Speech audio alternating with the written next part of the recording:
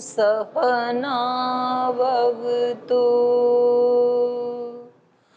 सहनौ भुनक्तु सह वीर्यं करवावहै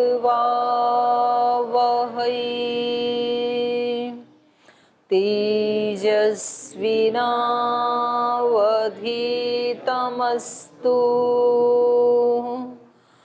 मा विद्विषावहै। ॐ व्रतानां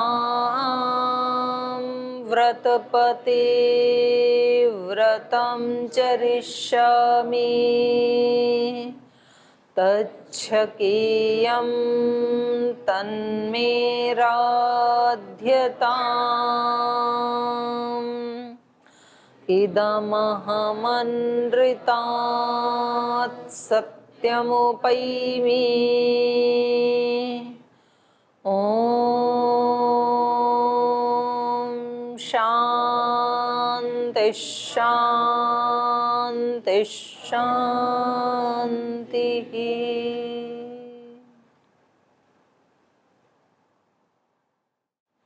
जी, पिछली कक्षा में हमने पढ़ा था जब महाराज दशरथ ने पूरी परिषद के सामने इस प्रस्ताव को रखा तो सभी जो परिषद के लोग थे उन्होंने उसको अत्यंत हर्ष के साथ स्वीकार किया।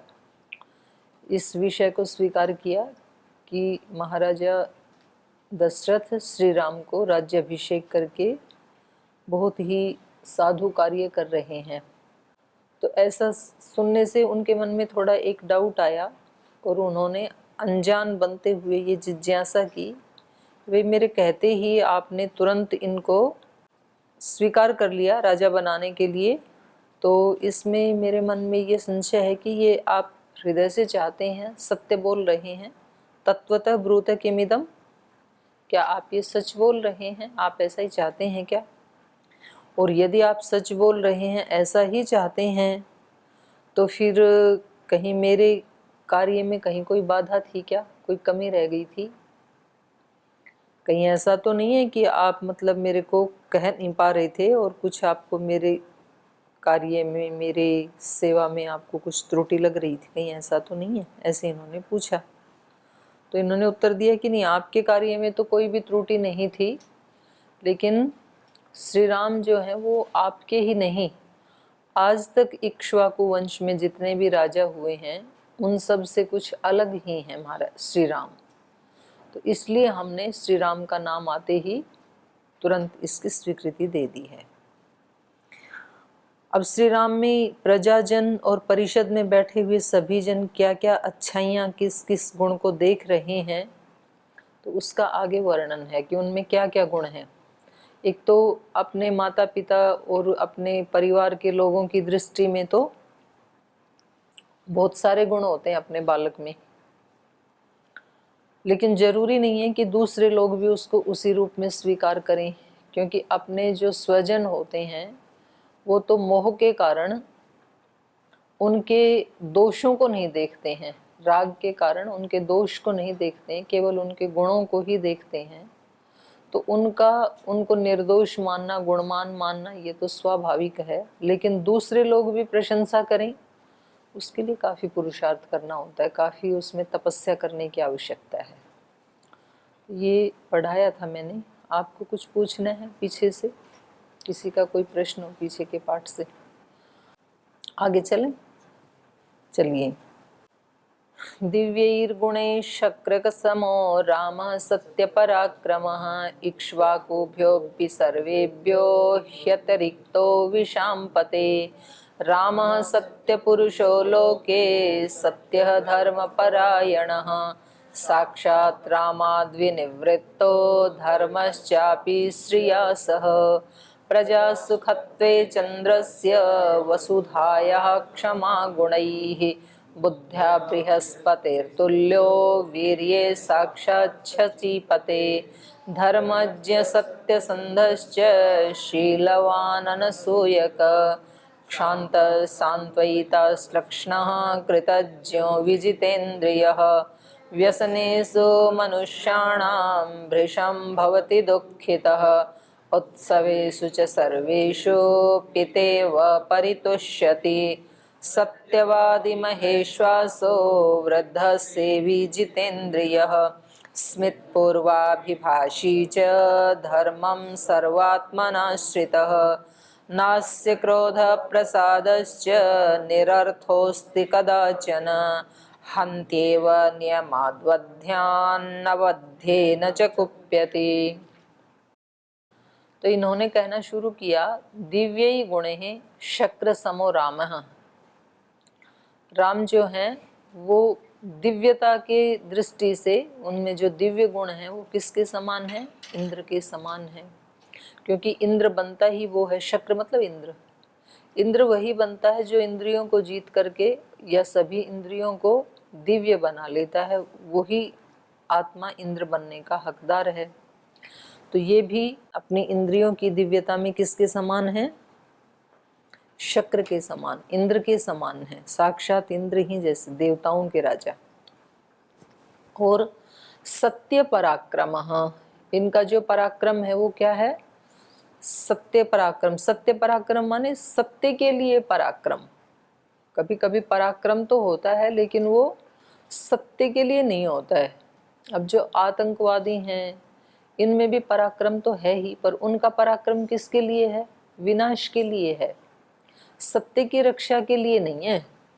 अब जिन लोगों ने, खैर उसमें तो ज़्यादा पराक्रम की आवश्यकता नहीं है। हिरोशिमा नागासाकी पे जो बॉम्ब डाला, वो व्यक्ति रात को आराम से सोया। उससे अगले दिन किसी ने पूछा कि आपको रात को नींद आ गई? लाखों लोगों को मारना है सुबह, ऐसा विचार आपके दिल दिमाग में था, तो आपको नींद आ गई? बोले आराम से आई।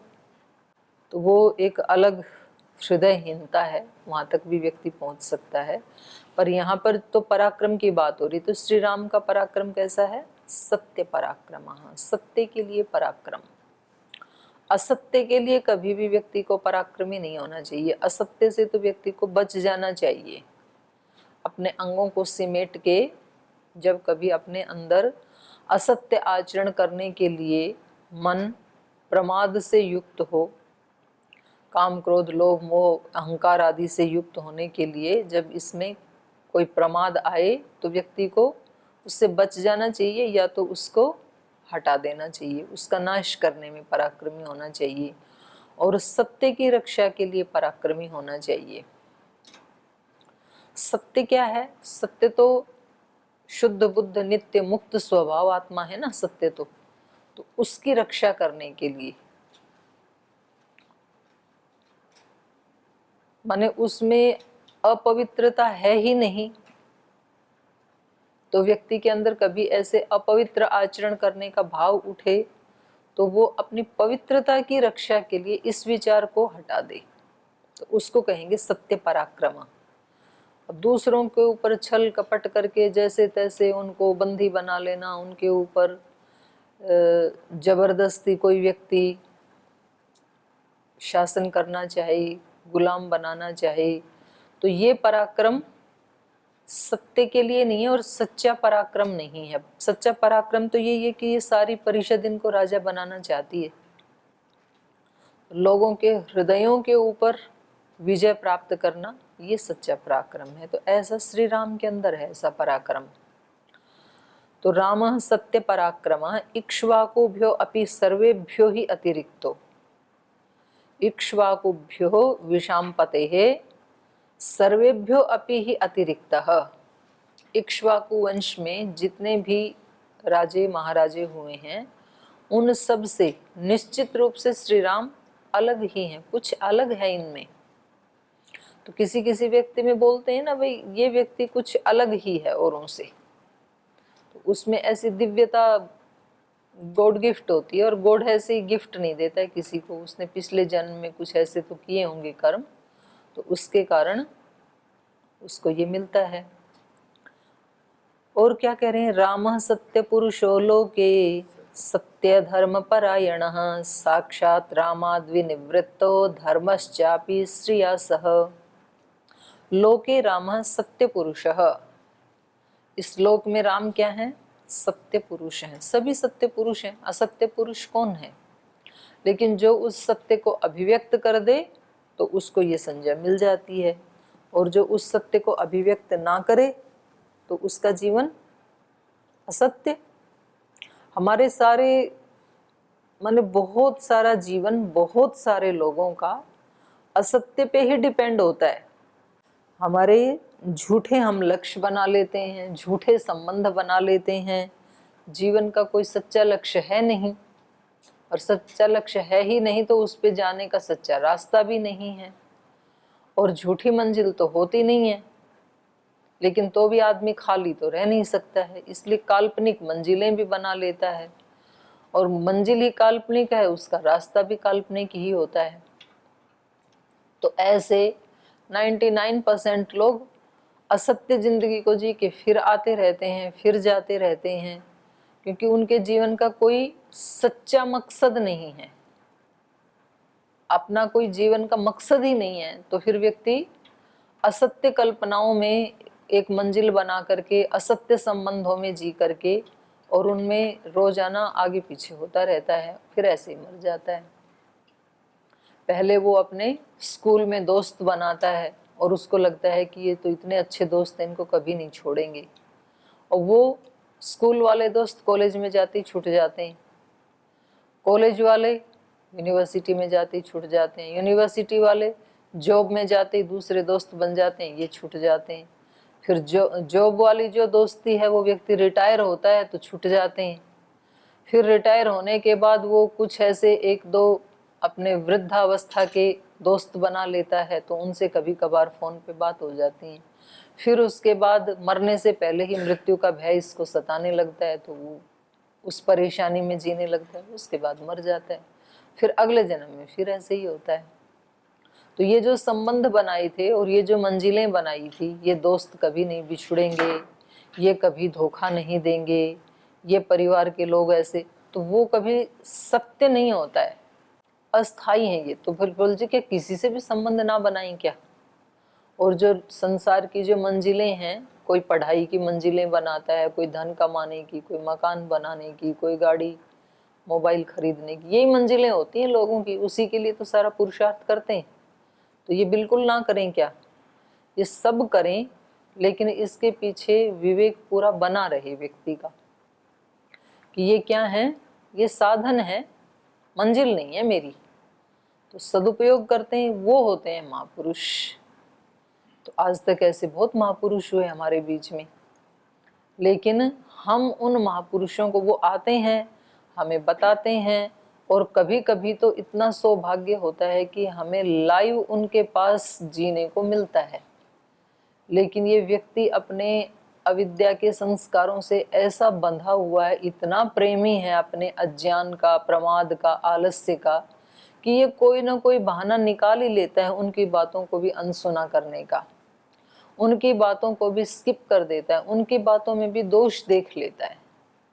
तो इसलिए महापुरुषों के पास रह कर के भी सारे नहीं तरते, कुछ तर जाते हैं, कुछ दूर बैठे भी तर जाते हैं। वो तो जो जागरूक है, तो कितने तीर्थंकर आए, कितने योगी ऋषि संत महात्मा, ये जो विष्णु के अवतार, अवतारी पुरुष जिसको कहते हैं, माने पूर्ण प्रज्ञ लोग जिनको कहते हैं, कितने आए, कितने आचार्य आए, कितने ऋषि आए, कितने संत, कितने योगी, और आज भी हैं।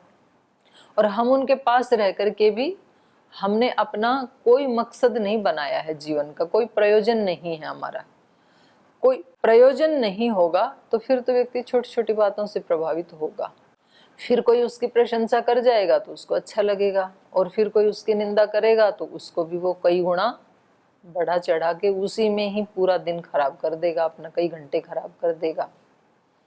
जैसे छोटा सा किसी व्यक्ति ने अपमान कर दिया, कोई टिप्पणी कर दी हमारे ऊपर, तो हम उसको फिर कई गुना मल्टीप्लाई कर लेते हैं। वो घटना तो कभी की घटित होकर समाप्त हो चुकी होती है, पर वो हमारे माइंड में कई घंटों तक चल रही होती है। तो ऐसे होता है। तो ये सत्य पुरुष बन के हम नहीं जीते हैं, सत्य से दूर रह करके जीते हैं। सत्य पुरुष होते हुए भी सत्य से दूर हट करके जीते हैं हम, सत्य पुरुष होकर के नहीं जीते हैं। सत्य पुरुष की तो एक ही मंजिल है, अज्ञान का नाश, ज्ञान की प्राप्ति, दुख का नाश, सुख की प्राप्ति, हताशा निराशा का नाश, आनंद की प्राप्ति। एक ही है लक्ष्य तो, और वो जिसने बना लिया उसको कोई रोक नहीं पाता है। लोग उसका अपमान भी करते हैं, लोग उसको रोकना भी चाहते हैं, लोग उनको डांटते भी हैं, उन पे झूठे इल्जाम भी लगाते हैं, वो रुकता नहीं है, क्योंकि उसने अपनी एक मंजिल बना रखी है कि भाई मेरे को वहां पहुंचना है, तो इसलिए मैं यहाँ इधर उधर उलझ गया यदि, तो वो कैसे मिलेगी मेरे को। तो हर व्यक्ति को सत्य पुरुष होकर के जीना चाहिए, जो श्री राम की तरह से जीना चाहते हैं। तो राम कैसे हैं, ये उनके गुण बता रहे हैं परिषद के लोग। रामः सत्य पुरुषः लोके, लोक में राम सत्य पुरुष हैं। सत्य धर्म परायणः, धर्म परायण है, सत्य परायण है। परायण मतलब उसी में डूबे हुए, साक्षात उसी का रूप, सत्य का ही रूप, धर्म का ही रूप है। और वही बात कही अगली पंक्ति में, साक्षात रामाद विनिवृत्तः। निर्वृत्त माने होता है उत्पन्न होना, विनिर्वृत्त माने विशेष रूप से उत्पन्न होना। एक शब्द होता है निवृत्त, निवृत्त मतलब हटना, निवृत्त होना, समाप्त होना, कहते हैं ना निवृत्ति होगी, निवृत्ति होगी मतलब वहां से हट गया वो व्यक्ति। और एक होता है निर्वृत्ति, निर्वृत्ति मतलब उत्पत्ति। तो यहाँ पर है शब्द निर्वृत्त, निर्वृत्त मतलब उत्पन्न होना, विनिर्वृत्त विशेष रूप से उत्पन्न होना। साक्षात रामात, साक्षात श्री राम से ही धर्म विनिर्वृत्त, धर्म उत्पन्न हुआ है। धर्म किससे उत्पन्न होता है? पुस्तक पढ़ने से धर्म थोड़ी उत्पन्न होता है। धर्म की पुस्तकें हमने पढ़ ली तो इससे हमारे जीवन में धर्म उत्पन्न हो जाएगा क्या? हमें भूख लगी है, हमने भोजन के बारे में अच्छा सा लेसन पढ़ लिया, भूख मिट जाएगी क्या? या भोजन उत्पन्न हो जाएगा क्या? नहीं। तो वो वाला भोजन उत्पन्न करने के लिए क्या करना पड़ेगा? उसके लिए तो हल चलाना पड़ेगा, बीज बोना पड़ेगा, खेती करनी पड़ेगी, उसकी कटाई करनी पड़ेगी, फिर उसको लाना पड़ेगा, फिर बनाना पड़ेगा, तब वो भोजन तैयार होगा। और तब हम कहेंगे भोजन की उत्पत्ति। तो केवल पढ़ने से तो नहीं हो सकती है।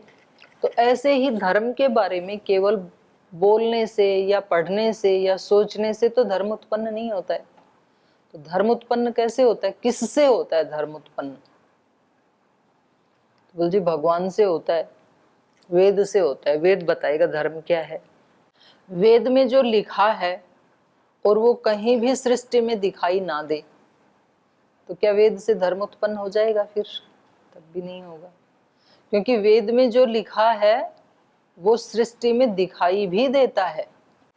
वेदांत में एक सूत्र आया है समन्वयात, माने उससे पहले जो कहा है कि भाई ये वेद ही इसमें प्रमाण है, और फिर आगे कहा तत्तु समन्वयात, उसका समन्वय लोक में देखा जाता है। जो वेद में कहा है वो देखा भी जाता है। अगर वेद में कहा कि ये सारी सृष्टि भगवान का ही एक यज्ञ है, यज्ञमय है ये सृष्टि, तो वो यज्ञ सृष्टि में देखा भी जाता है, दिख रहा है ना, सारी सृष्टि यज्ञ कर रही है। तो फिर हम कहेंगे कि वेद में जो कहा है वो सत्य ही है। अगर वो कहीं भी ना दिखे तो तब क्या हम वेद को सत्य मानेंगे? तब कैसे सत्य मानेंगे जो कहीं भी ना दिखे? तो ना प्रत्यक्ष दिखे, ना अनुमान प्रमाण से दिखे, तो उसको कोई सत्य नहीं मानेगा।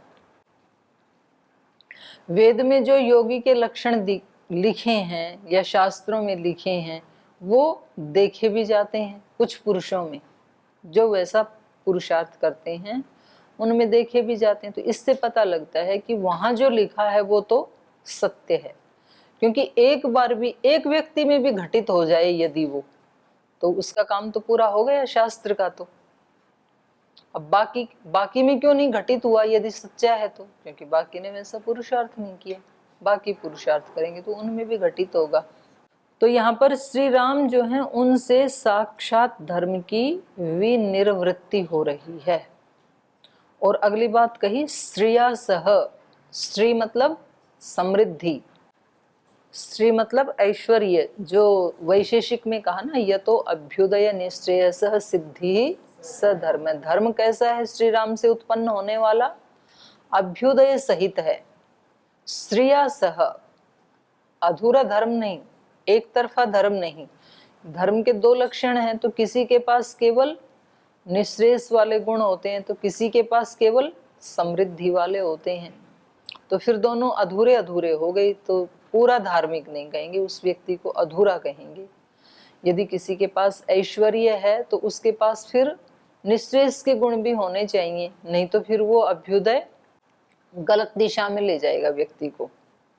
और यदि किसी के पास निश्रेयस तो है लेकिन उसके पास ऐश्वर्य नहीं है, अभ्युदय नहीं है, तो वो उसको दिखा नहीं पाएगा लोगों को। फिर वो उसका जो सत्य है वो एक, बोलते हैं ना लोग भी, है तो मजबूरी में ऐसे बोल रहा है। जिस व्यक्ति के पास सब कुछ है और फिर वो उसका उपभोग ना करे, तब तो उसको व्यक्ति त्यागी तपस्वी कहेंगे। और किसी के पास कुछ है ही नहीं और फिर वो त्याग का, तपस्या का उपदेश दे, तो लोग तो यही सोचेंगे भाई इसके पास है नहीं इसलिए ये उपदेश दे रहा है। तो दोनों ही तरह का होना चाहिए। तो श्री राम से कैसा धर्म उत्पन्न हो रहा है? श्रिया सह, साक्षात रामाद विनिर्वृत्तो धर्मश्चापि श्रिया सह। प्रजा सुखत्वे चंद्रस्य वसुधाया क्षमा गुणैः बुद्ध्या बृहस्पतिर्तुल्यो वीर्ये साक्षात् शचीपतेः। प्रजा सुखत्वे चंद्रस्य, प्रजा के सुख के लिए वो क्या है? चंद्र है। चंद्रमा सुख देता है। सुख इसलिए देता है कि उसमें प्रकाश तो होता है लेकिन उसमें उष्णता नहीं होती, शीतलता होती है, तो वो बहुत हर्षित करता है। जैसे पूर्णिमा का चंद्र है तो कोई भी व्यक्ति ऐसा नहीं है कि उससे किसी व्यक्ति को परेशानी हो। जैसे सूर्य से किसी व्यक्ति को परेशानी हो सकती है क्योंकि उसमें बहुत उष्ण ताप है, तो उसको सह पाना, कुछ तो सह जाएंगे लेकिन हर व्यक्ति उसको नहीं सह पाएगा उस आतप को। तो चंद्रमा ऐसा है, उसके ताप को शीतल ताप है, उसका शीतलता है, उसमें ताप है ही नहीं, तो उसकी रोशनी को हर व्यक्ति बहुत सुख पूर्वक सह जाता है। तो ये प्रजा के सुख के लिए कैसे हैं? चंद्रमा के समान हैं। वसुधाया क्षमा गुणैः, और क्षमा करने में ये वसुधाया, वसुधाया, वसुधा का क्षमा गुण, और उस गुण से ये युक्त हैं। वसुधाया क्षमा गुणै युक्तः। और चंद्रस्य सुखत्व गुणे युक्तः, तो प्रजा को सुख देने में चंद्रमा के समान है और क्षमा करने में पृथ्वी के समान है। पृथ्वी कैसे क्षमा करती है हमें? पृथ्वी में क्षमा का गुण कहाँ दिखाई देता है? कैसे क्षमा करती है पृथ्वी?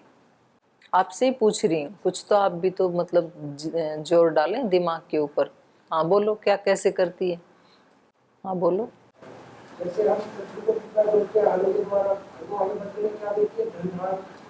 ठीक है, ऐसे ठीक है, ठीक। हाँ और बोलो, क्षमा कर कैसे क्षमा करती है? बोलिए तो कभी सोचा ही नहीं, तो अब तो सोच लो।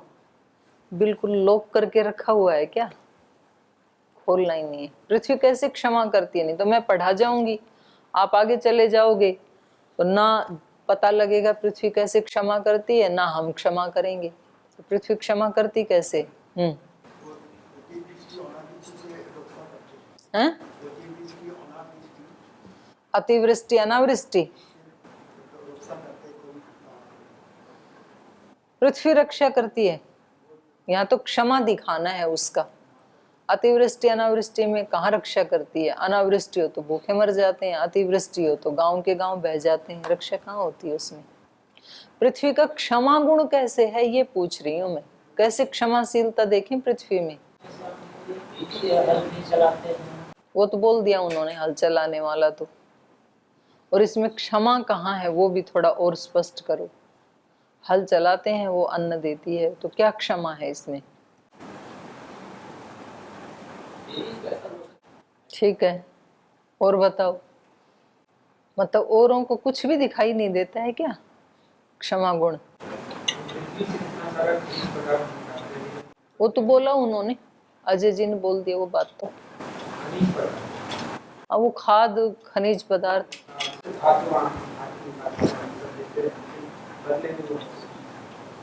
हाँ ये अलग बात हो गई। नहीं उसमें क्षमा थोड़ी है, वो तो देना हो गया, देती है हमें क्षमा करना, क्षमा गुण।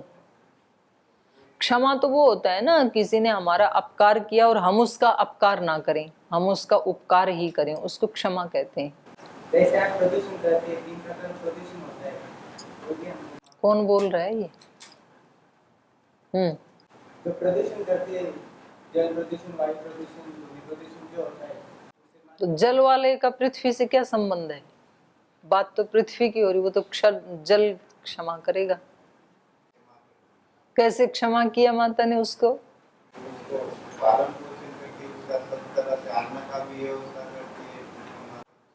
तो थूक दिया था तो मतलब रोटी नहीं मिलनी चाहिए थी उसको, या उसी समय उसके थप्पड़ लगाना चाहिए था? करा हाँ। तो ऐसे आप सोचेंगे ना तब आपको पता लगेगा, क्योंकि हम रोज पृथ्वी पे ही रहते हैं, हमें ये भी नहीं पता ये कैसे क्षमा करती है।